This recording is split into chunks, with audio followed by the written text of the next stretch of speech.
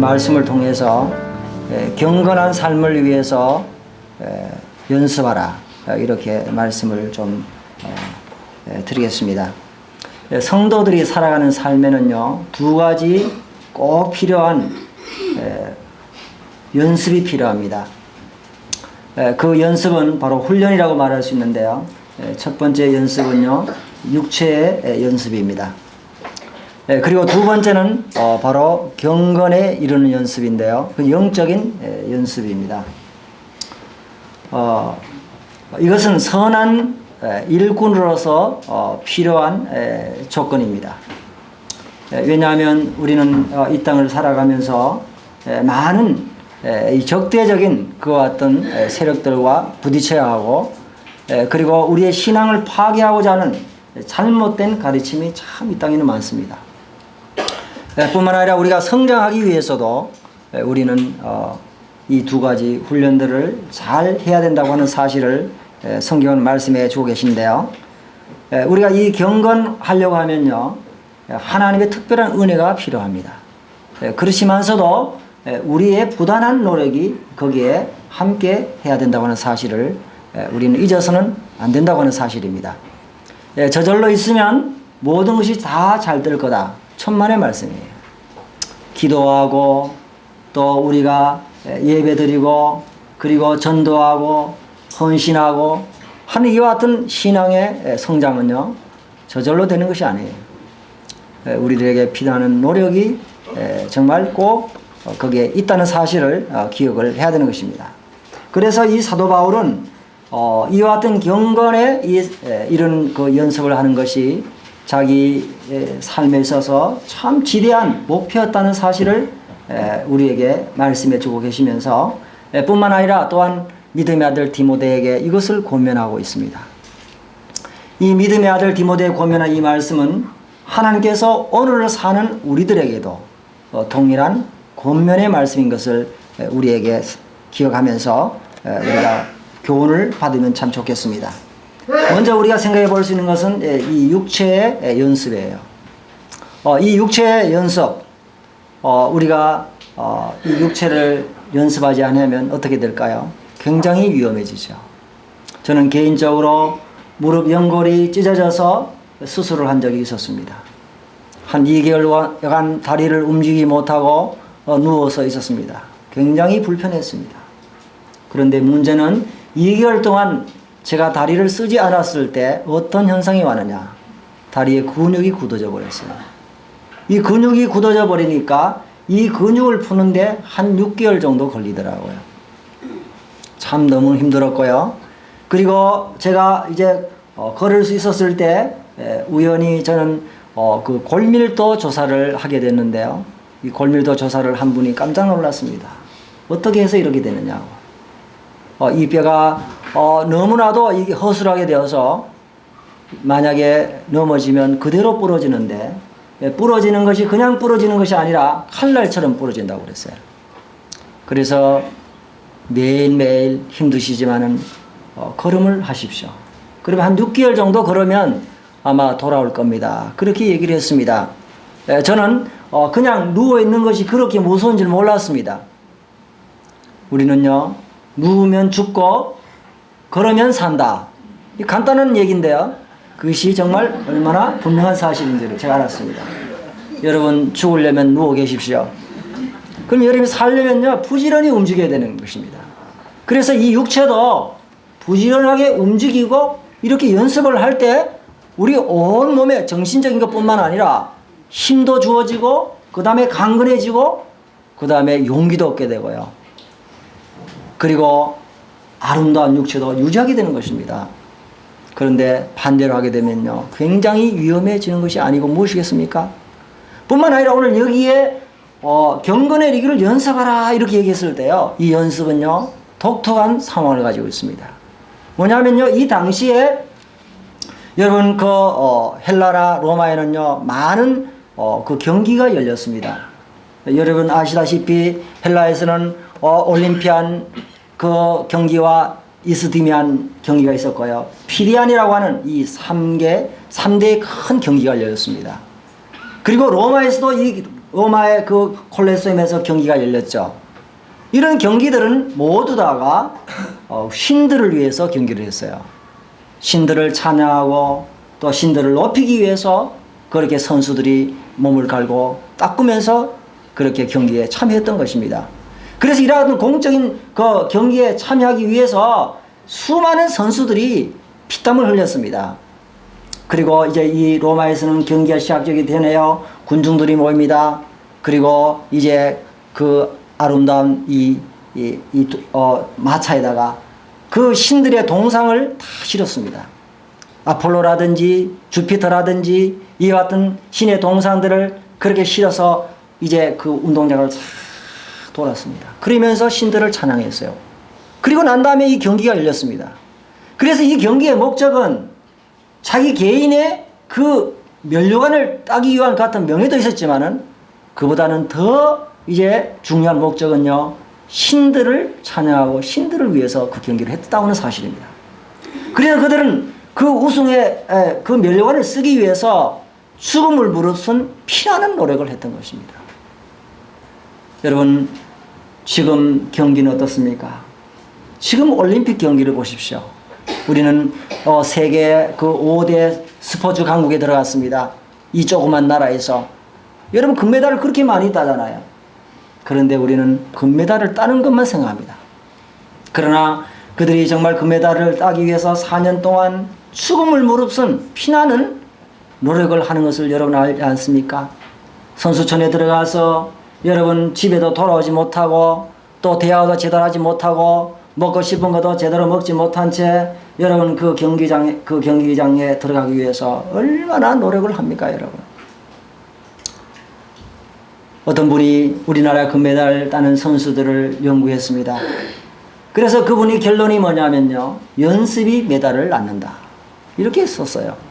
그래서 이제 조사를 해보니까 우리나라 박태환 선수가 있잖아요. 그 선수는요, 하루에 15,000m씩 수영을 한답니다. 그 15,000m 하는데 이것은 50m 수영장을 105번 왕복하는 것이고요. 세계적인 수영 선수가 되려면 얼마나 해야 되냐면 6만 킬로를 수영해야 된답니다. 이거는 지구를 한 바퀴 반 도는 거리와 같다고 그래요. 그리고 매일 1만 미터씩 약 16년 반을 헤엄치는 거리와 같다고 하는 거예요. 그래서 수영 선수가 그냥 되는 게 아니죠.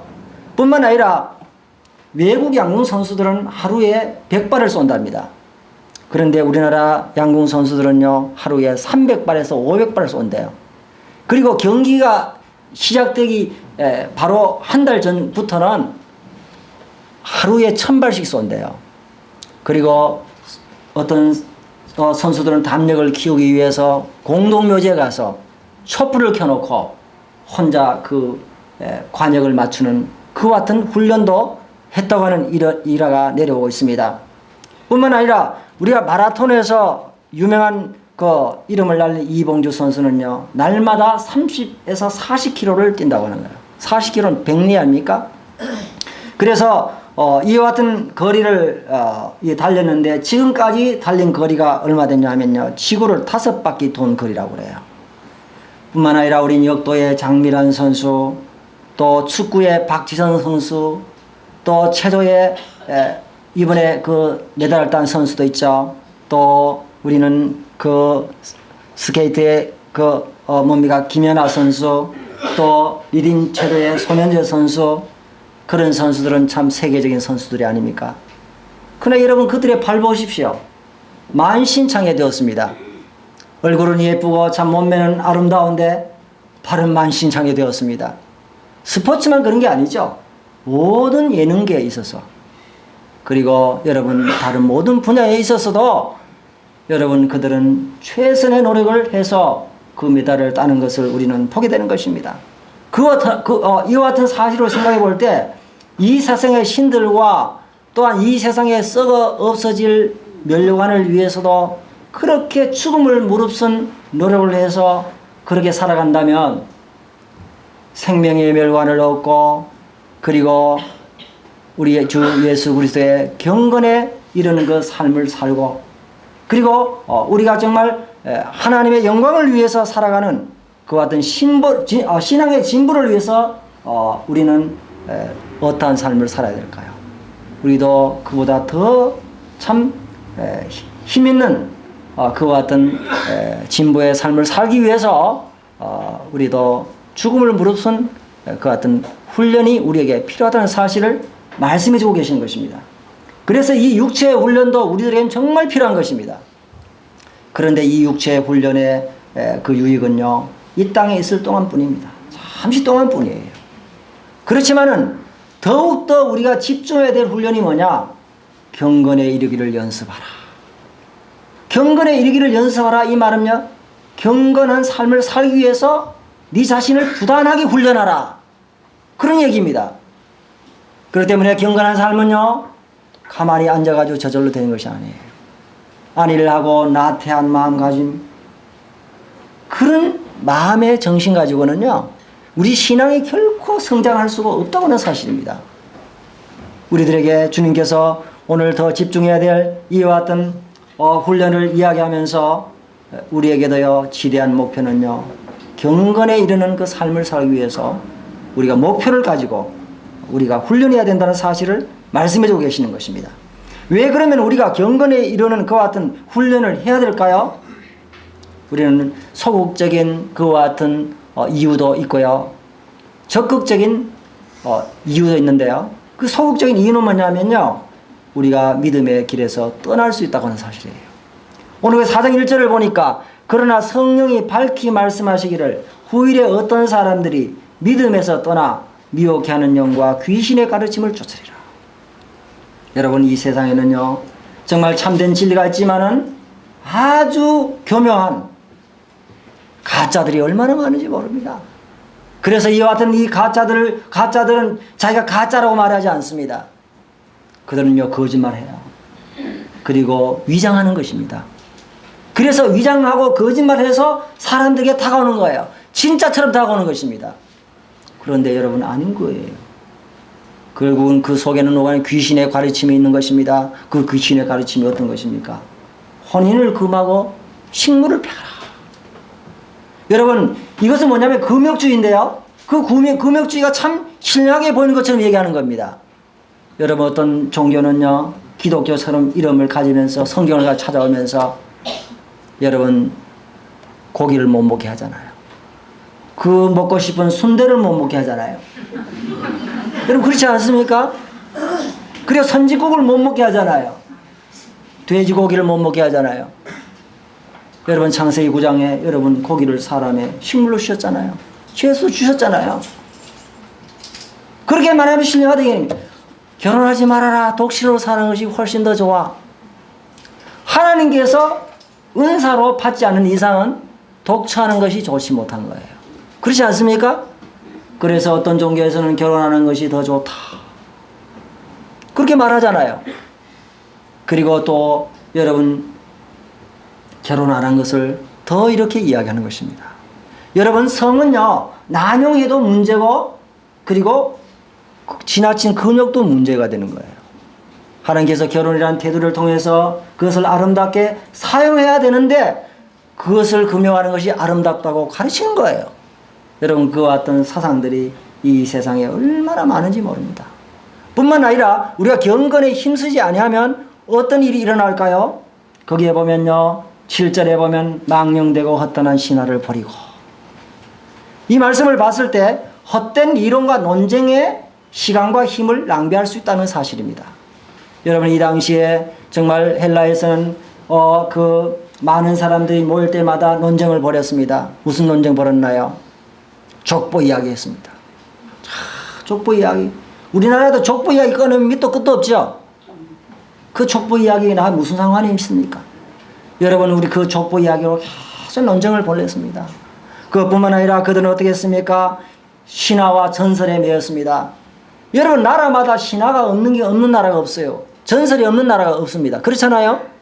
우리나라도 여러분, 시작된 전설 아시죠? 참 황당무계하잖아요.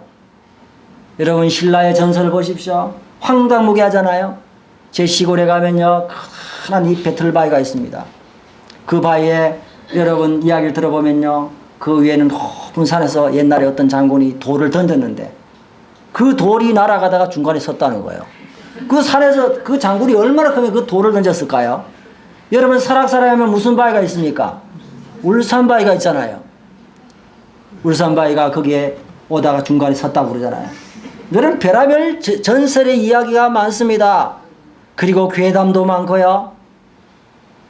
여러분 유언비어도 많고요. 사람들은 그런 데 관심을 갖고 거기에 시간을 낭비하고 논쟁하고 여러분 거기에 빼앗기 쉽다는 거예요. 이 당시에 그와 같은 많은 헛된 데 사람들이 논쟁하면서 시간을 보냈다는 거예요. 얼마나 슬픈 일입니까? 오늘날 또 우리 성도들이 세상 이야기, 정치 이야기, 뭐 별하별 쓸데없는 이야기 하면서 논쟁하고 이야기하고 그게 만약에 보낸다면요. 여러분 교회가 어떻게 되겠습니까? 정말 우리가 분명히 해야 될 이야기는 하지 않고 쓸데없는 그와 같은 이야기에 논쟁 벌이고 그저 얼굴을 붉히고 여러분 세상에 어느 곳에 가든지요. 정치 이야기 하지 말고 종교 얘기하지 마라 그러잖아요. 다 서로 갈라놓는 이야기예요. 정말 참된 이 진리의 말씀을 이야기하는 것보다도 그와 같은 잘못된 것을 이야기할 수 있습니다. 그러나 우리가 적극적인 이유는요. 경건에 이르기를 연습할 때 우리는 현세뿐만 아니라 내세 영원한 생명의 약속이 있고 보상의 약속이 있기 때문에 우리들에게 참 좋은 것입니다. 그래서 오늘 경건에 이르는 연습을 하라고 말씀해 주고 계시는 것입니다. 그런데 이 경건이라는 의미가 뭔가? 이 경건이라고 하는 이 낱말은 유세베이안이라고 하는 이 낱말인데요. 이 낱말은 하나님을 예배하는 것처럼 선한 삶을 살아가는 태도를 말씀해 주고 있습니다. 이 속에는 하나님을 예배하다, 하나님을 경배한다, 두려워한다 이런 의미를 가지고 있어요. 우리가 하나님을 예배하는 것처럼 삶에서 선한 그 같은 그 삶을 향하는 그 같은 태도 뿐만 아니라 하나님의 성품을 닮아가는 것 그런 또 의미가 있어요. 뿐만 아니라 우리에게 구원의 은혜를 주신 하나님께 충성과 또한 사랑을 바치는 마음 그것을 지속하는 마음 그런 의미를 가지고 있어요. 우리가 하나님을 경배하며 정말 선한 삶을 우리가 지향하고 또한 우리의 삶 속에서 정말 하나님의 성품을 닮아갈 뿐만 아니라 우리의 구원의 은혜를 주시는 그 하나님께 사랑과 충성을 견지하는 그 마음이 바로 경건이라고 말한다고 하는 사실입니다. 그래서 이 경건은 아주 포괄적인 그런 내용을 가지고 있습니다. 그런데요, 이 경건한 삶을 위해서 몇 가지 구체적인 실제를 우리들에게 말씀해 주고 계시죠. 우리가 정말 경건한 삶을 살기 위해서는 이 디모데 전서에 여러 가지를 얘기해 주고 있습니다만은 오늘 특별히 이 4장을 중심으로 몇 가지만 말씀해 드린다면요. 경건한 삶을 위해서는 첫 번째 우리는 형제를 깨우치는 일에 전력해야 된다는 사실을 말씀해 주고 있습니다. 6절 말씀입니다. 6절 말씀을 우리 다 같이 한번 읽어볼까요? 시작. 내가 이것으로 형제를 깨우치며 그리스도 예수의 선한 일꾼이 되어 믿음의 말씀과 내가 좇은 선한 교훈으로 양육을 받으리라. 여러분 경건의 삶이라고 하는 것은 자기 혼자만 경건의 삶을 사는 것을 주님은 원치 않으신 거예요. 모든 성도들을 깨우치고 또 더 나아가서 믿지 않는 사람들에게 복음을 통해서 깨우쳐서 함께 경건한 삶을 살아가기를 하나님께서는 원하시는 것입니다. 그래서 네가 이것들로 형제를 깨우치면 이 말은 뭐냐면요. 앞에 있는 4장 1절에서 5절까지 귀신의 가르침을 쫓는 혼인을 폐하고 식물을 폐하는 금욕주의자의 그 가르침이 더 아름답다고 하는 그 같은 잘못된 귀신의 가르침을 분명하게 드러내야 된다는 사실이에요. 그래서 드러내서 성도들이 바른 진리 가운데 설 수 있도록 늘 깨우쳐 줘야 된다는 사실을 말씀해 주고 계시는 것입니다. 그러므로 우리는요, 성도들을 잘 깨우쳐 줘야 돼요. 나 혼자만 믿음의 길로 가는 것이 아니라 옆에 있는 성도들도 잠들지 않도록 우리는 깨우쳐 줘야 되는 것입니다. 그래서 여기에 깨우치다는 이 낱말은 뭐냐면요, 강압적으로 주입시킨다 그런 의미가 아니고요, 충고한다, 그 다음에 제안한다, 그 다음에 여기에 권면한다 하는 그런 의미를 가지고 있습니다. 우리가 히브리서 3장 13절에 보면요. 그 히브리 기자는 뭐라고 말합니까? 오직 오르니라 일컫는 동안에 매일 피차 권면하여 죄의 유혹으로부터 마음이 강팍하게 됨을 면하라. 우리 성도님들이 매일매일 우리는 피차에 권면하는 것이 필요해요.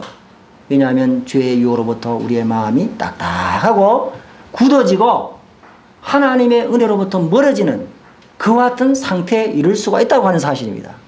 그러므로 우리는 매일매일 내 자신을 조심해서 바로 세울 뿐만 아니라 형제 자매들을 잠에서 깨워야 되는 것입니다. 신앙의 잠에서 깨워야 되는 것입니다. 우리는 내 자신이 깨워야 될 사람이 누굽니까? 우리는 주위에 살펴보면 압니다. 집회에 잘 나오지 않고, 또한 성도들의 교제가 멀어져 있고, 또한 세상으로 향해 있고, 하나님 말씀을 더 사랑보다도 세상의 죄들을 더 사랑하고, 이런 그와 같은 성도들이 있다면요.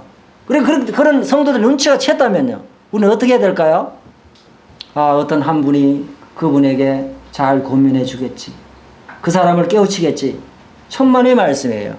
우리는 그 성도들을 잘 말씀으로 충고해 주고 하나님의 말씀을 제시해서 스스로 깨달을 수 있도록 우리는 해야 되는 것입니다. 그랬을 때 그분들을 깨우치는 것이 내 자신을 깨우치는 것이고, 그래서 그분들의 건강이 내 건강이 되는 겁니다. 여러분, 이 몸이 있는데요. 몸에 한 지체가 병들었어요. 그러면 그 병든 그 지체만 그냥 어렵고 많은 겁니까? 아니죠. 얼마 되지 않으면요. 내 몸 전체가 마비가 되고 내 몸 전체가 어려워지는 것을 우리가 기억할 때 하나님의 교회 성도들은요. 독립적인 존재가 아니라는 사실입니다. 우리는 연합해서 생명으로 결탁되어 있고 함께 동일한 부진을 나타내면서 주님 앞에 서야 되는 그와 같은 성도들이기 때문에 우리는 서로 권면하고 충고해주는 그와 같은 일들이 우리에게 꼭 필요하다는 사실을 말씀해 주고 계시는 것입니다. 두 번째로 우리가 경건의 삶을 사는 실제는 무엇입니까? 우리는요, 하나님께 소망을 둬야 됩니다. 10절 말씀을 보겠습니다. 10절 말씀을 보면 이를 위하여 우리가 수고하고 진력하는 것은 우리 소망을 살아계신 하나님께 둠이니 곧 모든 사람 특히 믿는 자들의 구주시라. 내가 이것들을 명하고 가르치라. 오늘 여러분 이 말씀을 보면요, 정말 사도 바울은 정말 이 목표를 위해서 달려가되 소망을 살아계신 하나님께 뒀다고 말씀해 주고 계십니다. 그렇습니다. 경건한 삶은요, 우리의 소망을 살아계신 하나님께 둬야 되는 것입니다. 왜냐하면 그분은 생명의 주인이시고 모든 사람의 구주가 되시고 결코 우리를 실망시키지 않으십니다. 시편 66편 9절에 보면요, 하나님은 우리를 실족게 하시지 않는 분이라고 말씀해 주고 계십니다. 하나님은 결코 우리를 실망시키지 않는 분이에요. 여러분, 세상을 살아보면요, 사람들로부터 기대가 크면 클수록 우리는 실망을 하게 되죠. 자식에게 기대를 걸면 걸수록 나중에 실망을 하게 됩니다. 그 어떤 사람이라 할지라도 우리는 사람에게 기대를 걸면요, 실망이 커요. 뿐만 아니라 이 세상에 보이는 가시적인 그 어떤 것도 우리에게 소망의 대상이 될 수 없는 것을 말씀해 주고 계시는 것입니다. 그래서 이 디모데전서 6장에도 보면 하나님께서 우리들에게 정함이 없는 재물에게 소망을 두지 말고 모든 것을 후히 주사 누리게 하시는 하나님께 돌아, 이렇게 말씀해 주고 계십니다. 여러분, 재물도 소망이 될 수가 없습니다. 그 재물은 어느 날 나도 모르는 사이에 한순간에 날아가는 것을 보게 되지 않습니까? 잠언 23장 4절 5절에 보면 내가 어찌 허무한 것에 주목하느냐, 정령이 재물은 날개를 내어 하늘에 나는 독수리처럼 날아가리라. 재물에게는 날개가 달려있다고 말해주고 있습니다. 그래서 그 날개를 달고 날아갈 때 재물은 큰 소리치고 날아가는 거예요. 그래서 애지중지 모았지만은 나도 모르는 사이에 재물이 날아가 버립니다. 얼마나 여러분 실망하고 여러분 절망하고 여러분 그렇게 합니까? 재물도 결코 소망이 될 수 없는 것을 우리는 삶 속에서 많이 느끼지만은 그럼에도 불구하고 발등에 불이 떨어지기까지는 재물에 소망을 두고 살아가는 사람들이 얼마나 많은지 모릅니다. 뿐만 아니라 이 세상의 모든 가시적인 것들은요, 소망이 됐을 뿐만 아니라 그것은 유동적입니다. 너무나도 유동적이에요. 그렇기 때문에 실망시키고 우리에게 큰 어려움을 가져다 줍니다. 그러므로 정말 이 사도 바울은 경건의 삶을 살아가는 사람들은 살아계신 하나님께 소망을 둬야 된다. 그분은 우리의 죄를 위해서 진정한 구주가 되셨을 뿐만 아니라 우리의 삶의 모든 어려움 가운데서도 건질 수 있는 살아계신 참 하나님이라는 사실이기 때문에 우리가 그분에게 소망을 둬야 된다는 사실을 말씀해 주고 계십니다. 그리고 세 번째로 처신을 잘하고 본 일에 전력하라고 말씀해 주고 있습니다. 12절 말씀을 보겠습니다. 누구든지 내 연수함을 없이 여기지 못하게 하고 오직 말과 행실과 사랑과 믿음과 정결에 대하여 믿는 자에게 본이 되어. 여러분, 디모데는요 소심하고 말이 적은 사람이었습니다. 그는 위장병을 앓고 있는 사람이었습니다. 그리고 나이가 적었어요. 이 당시에 이 디모데 나이는 34살에서 39살 정도 된다고 그래요. 그런데 에베소 교회에서 장로를 일을 하면서 자기보다 함께 일하는 사람들이 다 나이가 많았습니다. 여러분 30대 초반 정도 된다면 사람들이 우습게 여기지 않겠습니까? 네가 젊은 게 뭐 한다고 그렇게 생각할 수도 있잖아요. 그런데 없인 여기지 못하게 하라. 그 말은 뭐냐면요, 다른 사람들이 니를 내려다보지 못하게 하라, 그런 얘기예요. 여러분 정말 이러한 삶들은 어디서 오는 것입니까? 바로 본이 되는 삶에서 온다고 하는 사실을 우리에게 말씀해 주고 계십니다. 우리는 완벽한 삶을 다 살아갈 수는 없어요. 다 우리는 실수가 있고 연한 점이 있습니다. 그러나 주님을 본받아서 삶을 통해서 본을 끼치려고 할 때 우리는 거기에 사람들에게 영향을 미치게 되고 좋은 평판을 얻게 되고 존경을 받게 되는 것입니다. 그래서 비판할 여지를 줄 수가 없게 하라, 그런 의미인 것입니다. 우리는 나이가 들어가면서 저절로 우리는 좋은 평판을 얻고 존경을 받을 거라고 생각하지만 천만에 그렇지 않습니다. 나이가 들어갈수록 더욱더 고집스럽고, 그리고 나이가 들어갈수록 더 여러분 마음에 여유가 없고 초조하고 불안하고, 그렇지 않습니까? 그리고 젊은 사람이라고 해서 다 힘있고 본이 되는 것도 아니잖아요. 그래서 나이가 많든 젊든 간에 우리는 본이 되는 삶을 살아라고 말씀해 주고 계시는 것입니다. 특별히 젊은 사람들이 하나님의 선한 일꾼으로 살아가려면요, 하나님의 교회 안에서 본내는 삶이 얼마나 중요한지를 말씀해 주고 계시는 것입니다. 그래서 오늘 여기에 몇 가지 이야기를 해주고 있는데요, 여기에 본이 되는 삶에서 구체적으로 본이 될 것을 몇 가지 얘기해 주고 있죠. 그 첫 번째가 뭡니까? 오직 말입니다. 이 언어 생활이 참 중요한 거예요. 이 말에는요 버려야 할 말이 있습니다. 그리고 꼭 하지 말아야 될 말이 있어요. 그리고 꼭 해야 될 말이 있습니다. 성도들의 말은요 덕스럽고 은혜스러운 말을 하라고 말씀하고 있습니다. 그러나 우리는요 이 입을 통해서 얼마나 하나님의 은혜를 망가버리고 우리는 정말 덕을 끼치지 못하고 상처를 주는 그와 같은 입술을 사용할 때가 얼마나 많습니까? 여러분, 특별히 우리는요 하지 말아야 할 말, 우리는 그 분위기에 따라서 우리는 조심해야 될 말들이 있죠. 특별히 여러분 젊은 여인들에게 여러분 말할 때는요 살 좀 빼라, 여러분 큰일 나는 말입니다. 특별히 30대 넘어가는 그 여인들에게는요 그런 말들이 아주 치명타가 된답니다.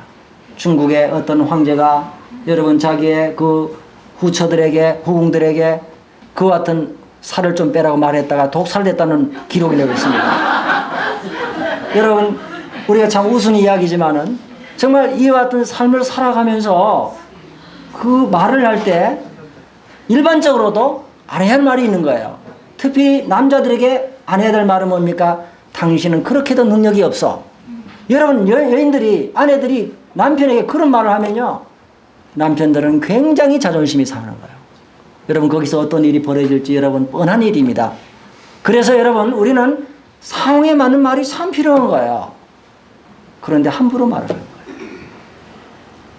하지 말아야 할 말을 하고 버려야 될 말을 함부로 하고 꼭 해야 될 진리의 말씀은 하지 않는 그와 같은 일들이 얼마나 많습니까? 그래서 저나 우리 형제 자매님들이요, 주님이여 제 입 앞에 파수꾼을 세우소서 하는 그런 기도가 정말 필요한 것입니다. 교회 안에서 친하다고 오래 사귀었다고 여러분 함부로 농담하고 함부로 여러분 누추한 말을 하고 여러분 그렇게 함으로 말미암아 정말 은혜스러운 그 말씀들이 다 삭감해 버리고 여러분 머릿속에 좋지 않은 그와 같은 선입견을 갖게 되는 일들이 얼마나 많은지 모릅니다. 그리고 우리의 이 입술을 통해서 모든 은혜와 복도를 쫓아버리는 그와 같은 일들이 얼마나 많습니까? 그래서 여기에 말에 본이 되고 두 번째 뭐가 나옵니까? 행실이라고 말씀해주고 있습니다. 행실은 전체적인 삶의 태도를 말씀해주고 있어요. 주님의 이름에 영광을 못 돌리망정 욕을 끼치는 행실을 삼가야 되는 것입니다. 뿐만 아니라 사랑을 얘기합니다. 사역의 모든 동기가 사랑이고 뿐만 아니라 이것은 실천적인 것을 말씀해주고 계십니다. 그리고 믿음을 얘기해주고 있죠. 믿음은 뭘 말합니까? 신뢰성을 말해주고 있습니다. 그리고 충성도를 말씀해주고 있습니다.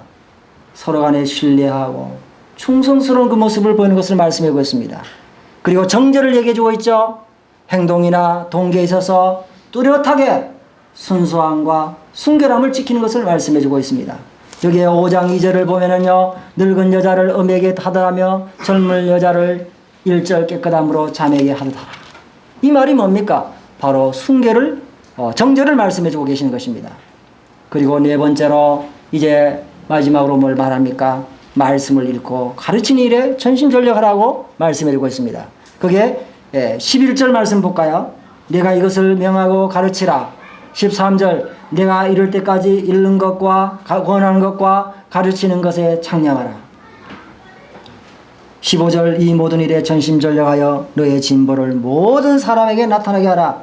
내가 내 자신과 가르침을 상과 일을 계속하라. 이것을 행함으로 내 자신과 내게 듣는 자를 구원하리라. 사도 바울의 삶을 위해서 분명한 기준을 제시해 주고 있습니다. 자신의 개인의 경건한 삶뿐만 아니라 하나님의 몸된 교회의 전체적인 경건의 삶을 위해서 기준을 제시해 주고 있습니다. 그것은 바로 뭡니까? 하나님의 말씀의 중요성을 얘기해 주고 있는 것입니다. 여러분 여기 오늘 말씀을 특별히 13절을 볼 때 내가 이럴 때까지 읽는 것과 권하는 것과 가르치는 것에 창념하라.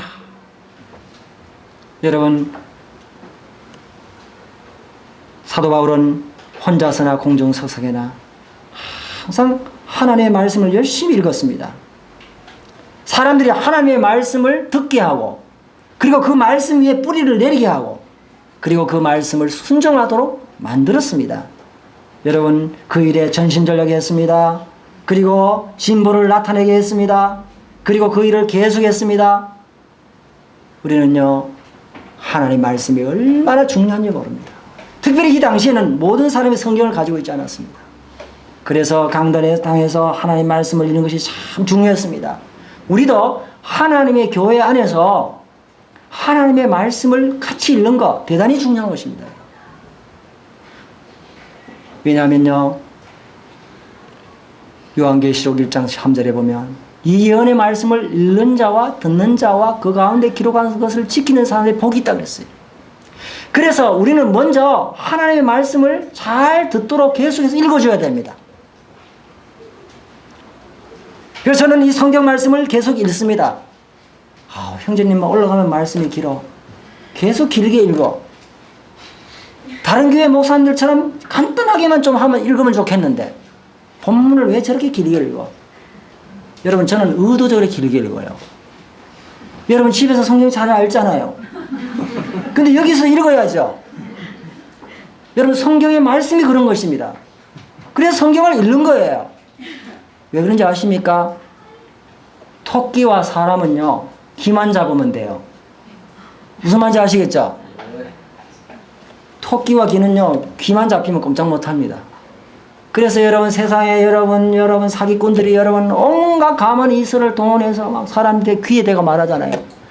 그리고 어떻게 돼요? 사람들이 잡혀요 안 잡혀요? 잡히잖아요. 자기 재산 다 집어넣고 시간 다 집어넣고 자기의 생애를 망치잖아요. 왜요? 그 나쁜 소식에 자기 귀가 잡혀있기 때문에 그런 것입니다. 성도들은요 하나님의 말씀에 귀가 잡혀야 되는 것입니다. 그래서 느헤미야 8장을 보면요 에스라와 함께 있던 그 하나님의 종들이 정말 강대에서 하나님의 말씀을 읽고 그리고 깨닫게 해줬을 때요 그들은 울었습니다. 진정한 부흥은 어디서 일어나는 것입니까? 하나님의 말씀을 듣는 데서 일어나는 것입니다. 그래서 여러분 말씀을 잘 들으십시오. 그리고 여러분 하나님의 말씀을 개인적으로도 잘 읽으십시오. 여러분 가을은 무슨 계절이라고요? 독서의 계절입니다. 여러분 가을은 무슨 계절이라고요? 결실의 계절입니다. 여러분 이 천고마비의 계절에 여러분 하나님의 말씀을 많이 읽으셔야죠. 여러분 이 말씀을 1년이 갈 때 1독이라도 해야 되지 않겠습니까? 그래서 하나님의 말씀을 잘 이렇게 읽으시고 그것을 묵상하시고 여러분 그렇게 할 때 은혜가 되는 것이 아니겠습니까? 우리의 신앙이 새롭게 되는 거 아니겠습니까? 우리의 생각이 바뀌고 삶이 바뀌고 인격이 바뀌고 열매를 맺을 게 아닙니까? 그런데 요사 위험한 일은 뭡니까? 너무도 성경을 알린다는 거예요. 우리는 매일매일 뭔가 있습니다. 신문도 읽고 그 다음에 인터넷도 읽고 들어가서 읽고 페이스북도 읽고 뿐만 아니라 만화책도 읽고 소설도 읽고 시사 주간지도 읽고 별의별 거 다 읽으면서 하나님의 말씀을 읽는 데는 왜 그렇게 우리가 신경을 쓰지 않느냐 이거죠. 여러분 그래서 오늘 여기에 읽는 것과 권하는 것과 신앙의 격려를 해야 되는 겁니다. 뿐만 아니라 가르치는 것에 창념하라. 우리는 읽고 권하고 가르치는 것에 정말 하나님의 교회에서 창념하지 않으면 교회는 큰 문제가 생긴 것입니다. 그리고 성도들이 하나님의 말씀을 읽지 않으면요 영적으로 병들어야 돼요.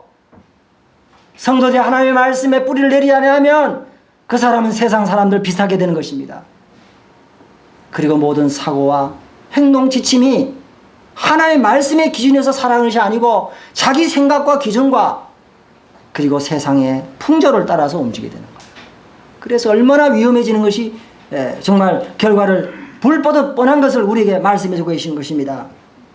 그래서 사도 바울은요 이 모든 일에 정말 전심전력했습니다. 그리고 그것을 계속했습니다. 우리도 하나님의 말씀을 읽기 위해서 부단한 노력하고 그 말씀을 읽으면서 우리는 거기에 경건의 일을 연습하기 위해서 전심전력하고 있습니까? 하나님의 말씀을 계속해서 이어가고 있습니까? 우리는요 하나님의 말씀을 계속해서 읽고 거기에 전심전력하고 우리는 뿐만 아니라 계속해야 되는 것입니다. 어느 날 잘했다가 어느 날 그만하고 여러분 그렇게 해서는 안 되는 것을 말씀하고 있습니다. 형통의 비결이 뭡니까? 하나님의 말씀을 묵상하고 순종하는 것입니다. 여호수아에게 모세가 그렇게 여호수아 1장 7절에서 그렇게 얘기했잖아요. 여러분 열매 맺는 비결이 뭡니까? 시편 1편 읽어보십시오. 오직 악인은 오직 의인은 죄인의 길에 서지 아니하고 악인의 길을 쫓지 아니하고 오만한 자리에 앉지 아니하고 오직 여호와 율법을 즐거워하여 그 율법을 주야로 묵상하는 자로다. 저는 시냇가에 심은 나무가 시절을 쫓아 과실을 맺으며 그 잎사귀가 마르지 않고 같으니 그 행사가 다 형통하리로다. 여러분 형통과 열매 맺는 비결은 뭐냐? 하나님의 말씀에 묵상하는 겁니다. 여러분 하나님의 말씀을 따르면 형통해지는 거예요. 우리 마음속에 기쁨과 즐거움은 어느 일이 어떤 비결이 있습니까? 바로 하나님의 말씀입니다. 예레미야 15장 16절에 예레미야는 얘기했습니다. 내가 하나님의 말씀을 얻어먹었사오니 그 말씀은 내게 기쁨과 큰 즐거움이 되었다고 말씀해주고 있습니다. 여러분 이 세상에 무슨 기쁨이 있어요? 이 세상에 무슨 즐거움이 있습니까? 그러나 하나님의 말씀은 우리의 마음속에 큰 즐거움과 기쁨을 준다고 말씀해주고 계십니다. 뿐만 아니라 우리는 우리 자신과 또 듣는 자들을 구원한다고 16절에 말해주고 있죠. 내가 내 자신과 가르침을 상가히 일을 계속하라. 이것을 행함으로 내 자신과 내게 듣는 자를 구원하리라.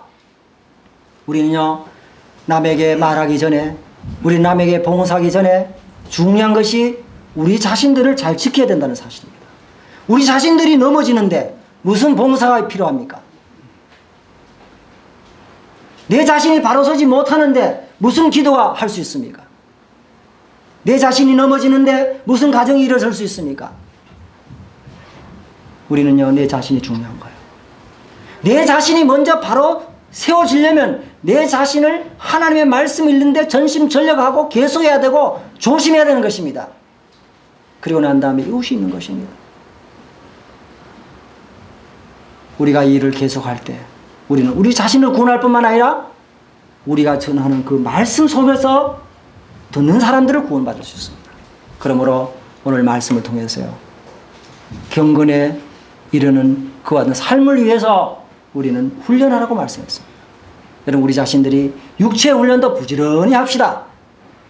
뿐만 아니라 우리 육체의 훈련보다는 더더욱 훈련해야 될 것이 바로 경건에 이르는 훈련을 해야 된다는 사실을 기억하면서 이 세상에 썩어질 멸류관을 위해서 그렇게 부단한 여러분 노력을 해서 그 멸류관을 취한다면, 그리고 그들의 신을 위해서 그들이 전신전력했다면, 우리는 살아계신 만왕의 왕 되신 주님을 위해서, 영원한 생명의 멸류관을 위해서 우리가 어떻게 해야 될까요? 그저 가만히 앉아가지고 그저 아니란 생각으로 진보하지 않는다면 그것은 바로 도태고, 정체는 바로 퇴보라는 사실을 우리 마음도 기억하면서 날마다 경건에 이르는 그와 같은 훈련을 하시는 우리 귀한 성도님들이 되시기를 바라면서 오늘 말씀을 마치겠습니다. 감사합니다. 기도하겠습니다. 아버지 하나님, 감사합니다. 육체의 연습은 약간의 유익이 있으나 경건은 범사에 유익하니 금생과 내생에 약속이 있다고 말씀해 주셨습니다. 아버지 하나님, 정말 저희 사랑하는 성도님들을 기억해 주시고 정말 이 세상 사악한 풍조와 가르침에 떠밀려 가지 않고 우리가 날마다 성수하게 하시고 성장해 주시옵소서. 또한 우리가 이것을 위해서 우리의 삶의 지대한 목표로 삼게 해주시고 경건에 이르는 그와 같은 훈련을 매일매일 지속해 하는 저들 대복농교의 모든 성도님들이 될 수 있도록 은혜와 자비를 베풀어 주시옵소서. 우리 구주 예수님의 존귀하신 이름으로 감사하며 기도합나이다. 아멘.